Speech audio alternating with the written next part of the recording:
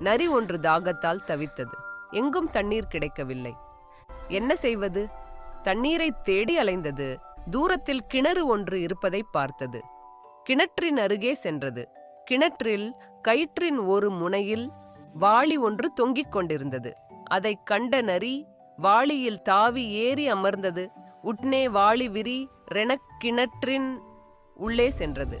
நரி வயிறு நிறைய தண்ணீரை குடித்தது. தாகம் தணிந்தபின் மேலே பார்த்தது. எப்படி வெளியேறுவது என்று யோசிக்கத் தொடங்கியது. மேலே இருந்து யாராவது கயிற்றை இழுத்தால்தானே என்னால் மேலே போக முடியும். என்ன செய்வது? நேரமாக ஆக நரிக்கு அச்சம் தோன்றியது.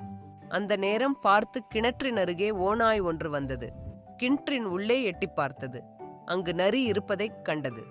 அடடா, நரி ஐயா, உள்ளே என்ன செய்கிறீர்கள் எனக் கேட்டது. நான் இப்போது சொர்க்கத்தில் இருக்கிறேன். என்ன அருமையான இடம் தெரியுமா? இங்கு மீன், கோழி, ஆடு எல்லாம் தருகிறார்கள் என்றது நரி. ஓநாய் சற்றும் யோசிக்காமல் கயிற்றின் மறுமுனையில் கட்டப்பட்டிருந்த வாளிக்குள் குதித்தது.